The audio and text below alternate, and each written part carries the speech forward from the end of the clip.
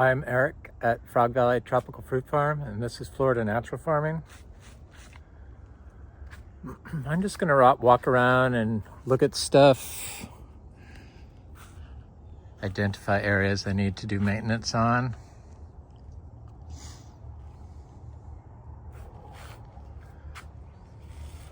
So I get people emailing me and texting me, and they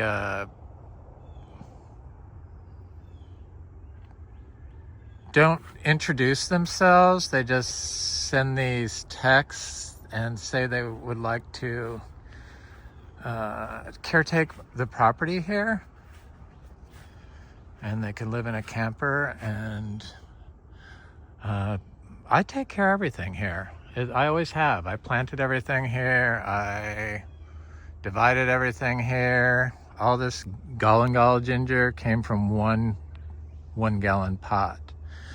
And so I'm really a planter and divider and builder of food forest systems.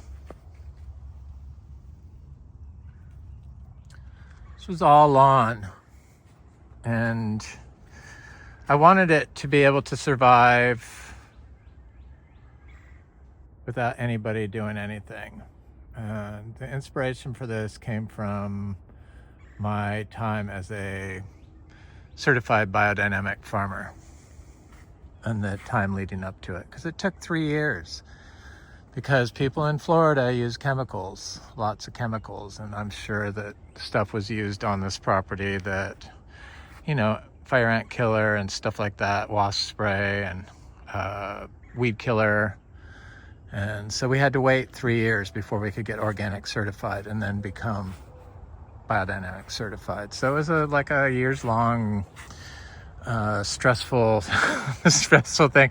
It took me about 3 years to figure out how to fill out all the 77 pages of organic certification. That was just crazy, and got me to live the essence of a biodynamic farmer. So being a closed loop system, presented by nature, as nature, in nature. So we don't water, and I don't prune. I do pull up pepper trees or random carrotwood trees that I see, but I only chop if it's in my way. So this hurricanes that come through here, and Milton sprung up a tornado and it attacked this tree. This is one of the branches that fell off, but every single tree that was planted around it seemed to grow just fine. Sure, the bananas got knocked over, but everything is still growing well. There's a little Garcinia in here. Looks like intermedia.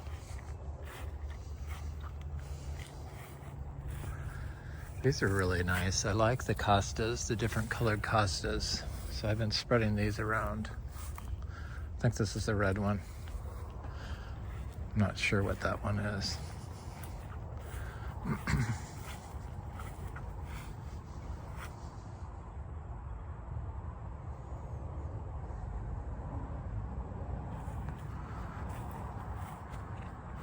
The Luke's Garcinia. So we started this farm to be a achachero farm, and we have about 500 plus seedlings and like 40 nursery bought plants from Pine Island Nursery. One from the original, I believe, one of the original trees that was first brought over that I bought through a nursery years ago. It's our first fruiting achachero tree, and our only one at the moment. But I believe that, unbeknownst to me, I didn't realize it takes 10 years when I first started for even the trees that you buy bigger to sometimes fruit, if ever. But ours has been fruiting for several years, and I plant a lot of the seeds here. So I've planted so much stuff here that I was like, people don't see the value in this real estate, and I guess real estate is crashing in Florida. It's not selling, I know that, around here. And up by Ocala and Citra, it's selling. But around here, it's not. But everyone has a lawn. It's a lawn if you're mowing it all the time. I don't care what you say. That's what it is. And a house and a palm tree, maybe some hedges. And that's what they think taking care of your land is around here.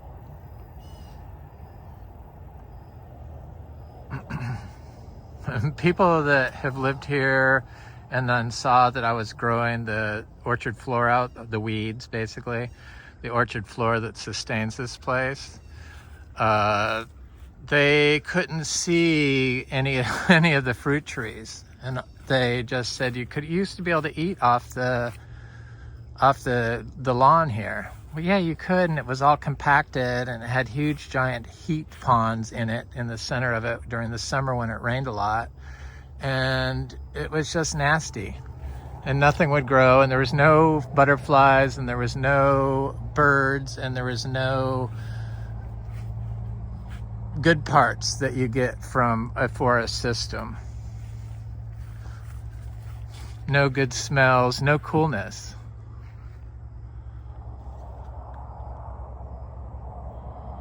So I taught myself how to grow in nature, and guided by the principles of biodynamic farming. So none of these mango trees have ever been watered. Guanabana tree, never watered. A lot of our mangoes have fruit on them. Some of them, a lot of them don't, but I'd say it's like 50-50 maybe. But we're getting a rebloom, and it's a good time to do it. Early April.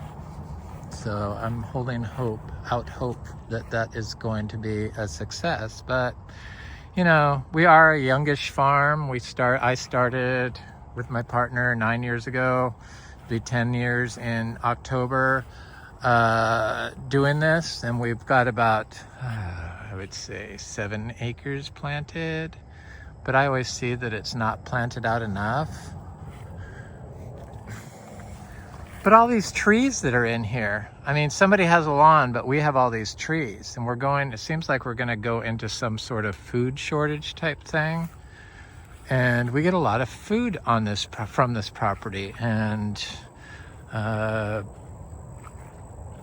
you can eat the greens from the orchard floor, the bidens, and there's all kinds of edible plants here. And there's so much cassava here that it is just unbelievable. This is our Miko lemon. Look at all that fruit on this.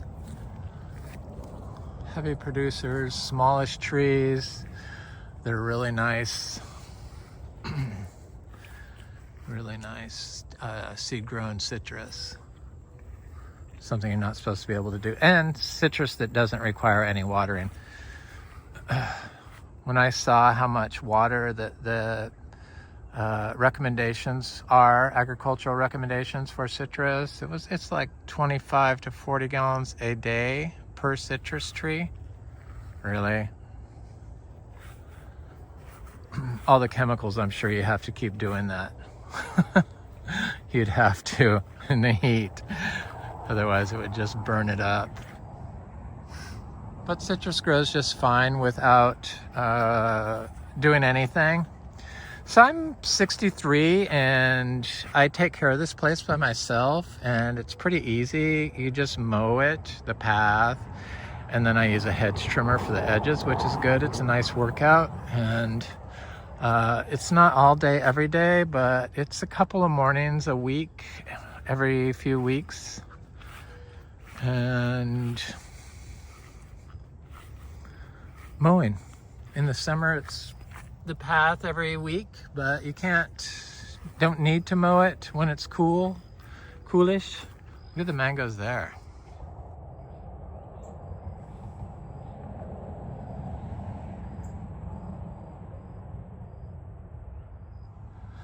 It's just amazing that they told me that I couldn't grow organically in Florida because there's no minerals in there's no nutrients in the soil.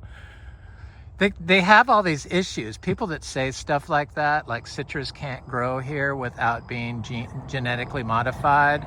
So they say that they can't grow here because there's no nutrients in the soil, but the system that they put in place to manage the soil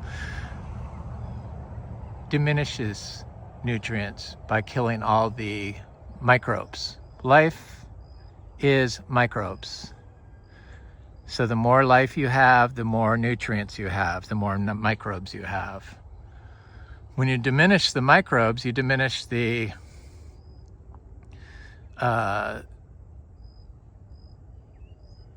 plant's ability to signal correctly because of pollutants that are causing dysbiosis in its signaling mechanisms. And that's why people have to start using chemicals.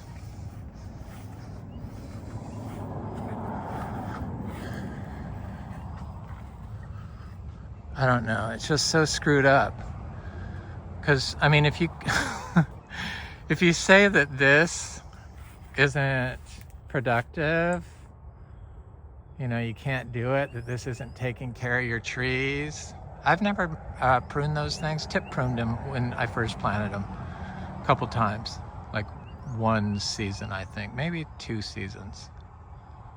These are kind of old. These got trashed by the freeze, but 3 years ago, but they're coming back. They're good looking mango trees. These are our black sapote trees. They look good.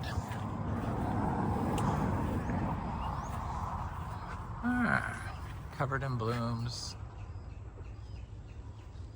Big giant black sapote fruit. It was a crappy chocolate pudding fruit year this year, but it's the first time that's happened, so I'm gonna give it a break. And it maybe needed to do that, just a little reset.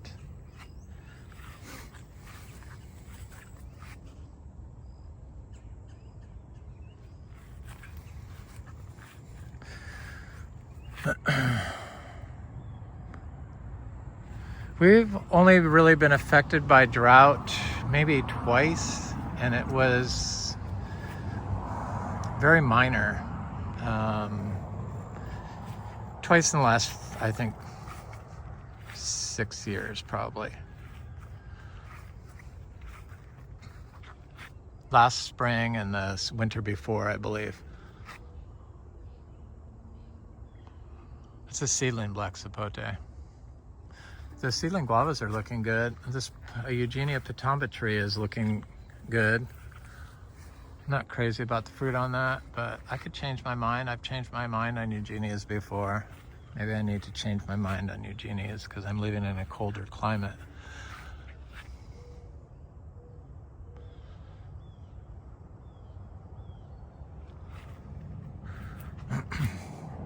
So yes, you know, if people like always think the worst, that this, you know, they're going to come in here and destroy everything. And yeah, they might need to sell a tree or two, but they're here. I mean, there's 270 grafted trees, but somebody to make a payment would only have to have somebody dig up one of these large trees, fruiting mango trees, and sell it for big bucks a few times, and voila. So we're not going to, this place is paid for amazingly, so it doesn't really cost us anything, just minimal taxes, which are lowered because of the ag exemption you get because of this natural system producing money, basically. I'm thinking about taking another 50 bananas off of our trees to bring up to Citra, but if I'm gonna do that, I need to start digging. So maybe I'll do some, see what I can get. I already have taken 170 off of here, 165, 170. Look at this orange sherbet tree. I had to say orange sherbet because it's like the best one of the best mangoes, but they're all pretty good here. This is a Super Julie tree that dropped all its fruit, but it's now reflowering. Looks like about 70 to 80%, 70 to 90%, I would say, of our mangoes are reflowering. Because even the ones that I didn't think were reflowering, I can see are reflowering from here, like this dot mango. So that's good.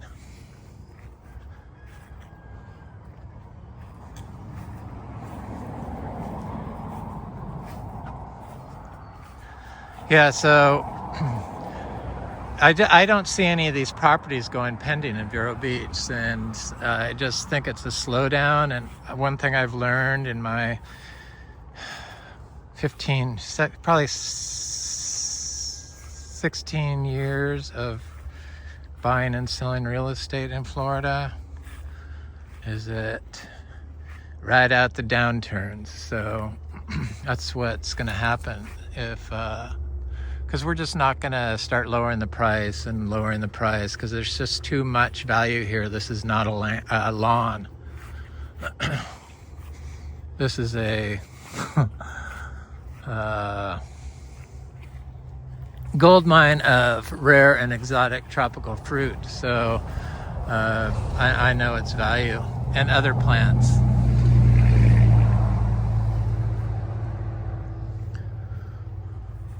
Young people see its value. Young people want to come live here, and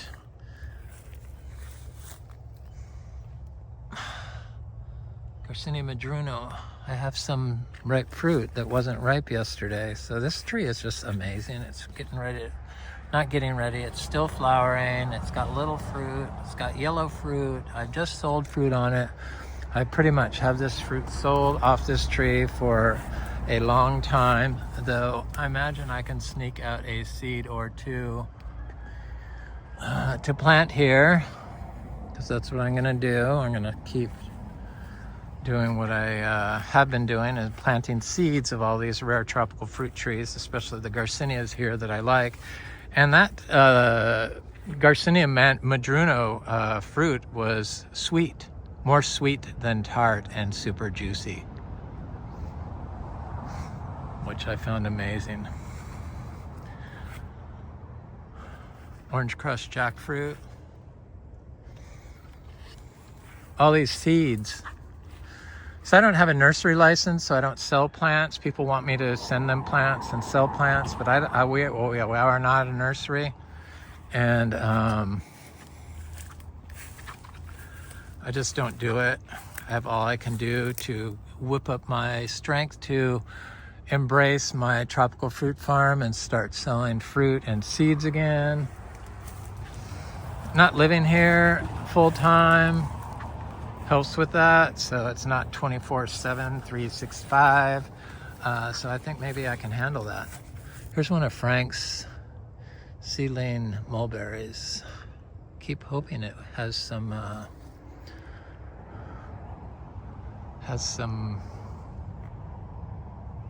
fruit, but no. I have to go to Frank's to do a video. Hopefully I have time to do that. I imagine I do.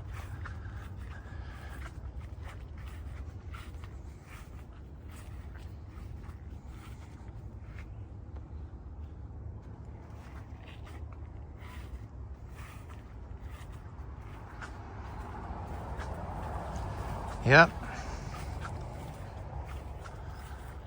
It ain't a lawn, and you don't have to maintain it. It grows by itself. So it removes, all stress is removed when you grow like this. All of it. It's just amazing. This Rollinia. We have fruit on our Rollinia tree.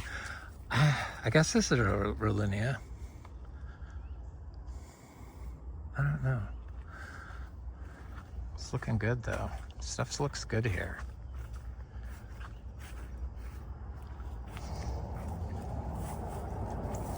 Plus, I know I harp on this, but all this plastic that people use to get plants water and put on the soil and wrap their fruit in, and look at the fungi. This place is totally amazing. Is a real issue that is not discussed. Hello, stupid Biodynamic Association. Sorry, people. What would Rudolf Steiner say about the chemicals, also known as microplastics, that you spray in combination with humates in the form of BD 500 and the use of plastic sprayers into the system? I think that the new century, contemporary century chemical today that Rudolf Steiner would have to address would have been microplastics. And I'm sure you'd be appalled to know that you're using plastic sprayers to spray it all over your fields. Ionized, humate-laced microplastics that make them more easily absorbed into biology, like ourselves and other plants. Anyway, somebody needs to speak up about all this stuff. So I guess the tree people really want me to do it. And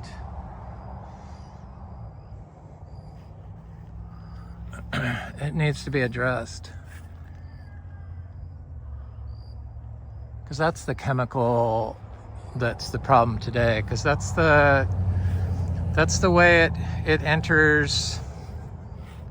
That's the way the chemical pollutants and heavy metals enter biology, is by piggybacking onto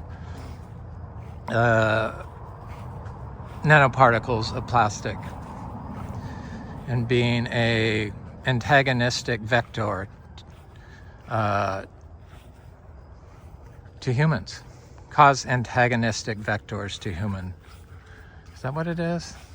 Yeah, I don't know. Something like that. Don't think, Eric. Just walk.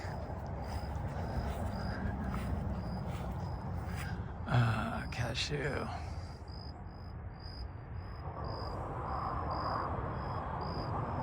Looks good here. Oh, I forgot to look at the cherry of the Rio Grande.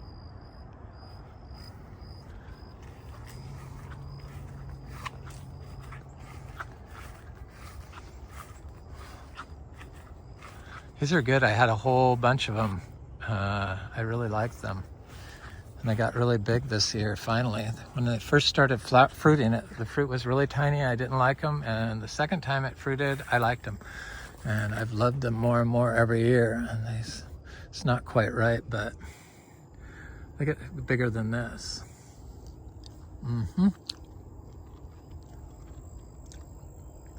First year, they were like this size, tiny. I wasn't impressed.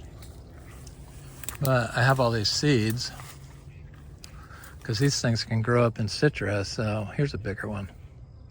Look at that. It's like the size of a cherry. Oh, nice.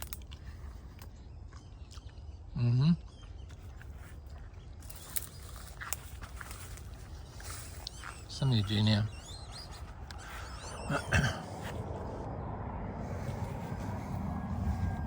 The mulberries.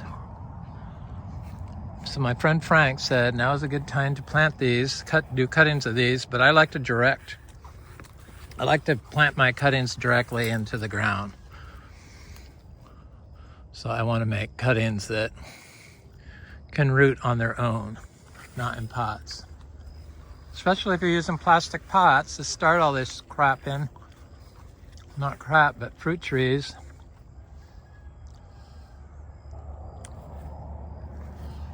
Nanoparticles cause chronic disease in us, so nanoparticles of plastic, you get them through food and water. Don't use them with plants. And the black plastic's the worst, they say. Worst, most toxic chemicals.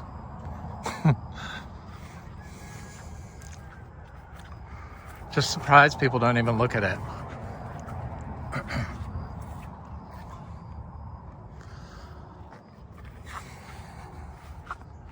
can look at the orchids and then end this video.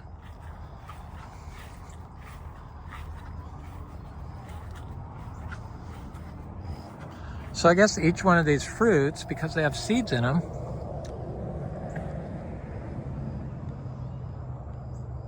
maybe this one doesn't. No, I don't taste seeds in that. World's best. I love it. Love it. I don't know why it took me so long to get on board with mulberries, but I'm glad I eventually did. Oh.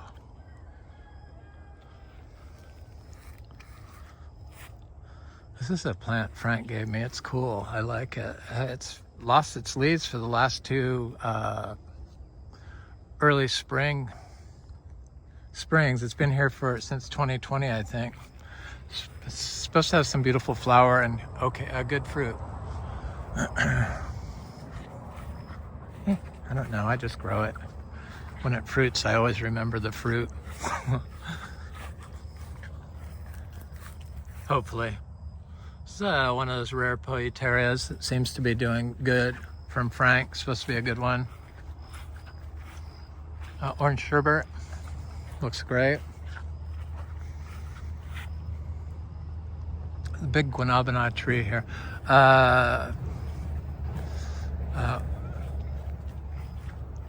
Peach cobbler mango.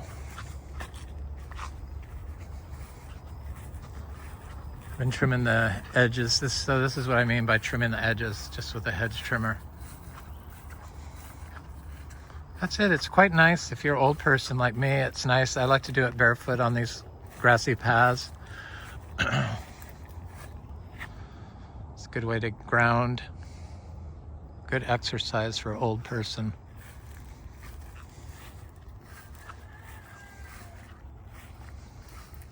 Yeah, so Frog Valley Tropical Fruit Farm is, it's still ours. It's still for sale. It's $1,750,000 or no, $780,000. Oops.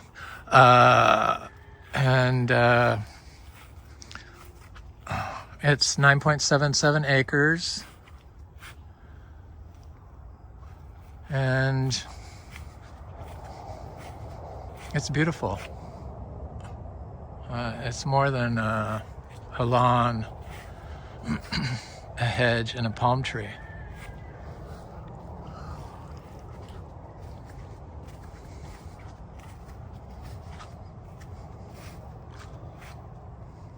It's amazing, all these orchids that people, they fertilize them here and water them. And these have never been fertilized or watered.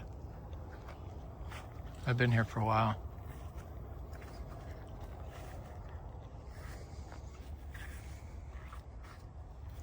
Some really pretty purple ones here, there, I think.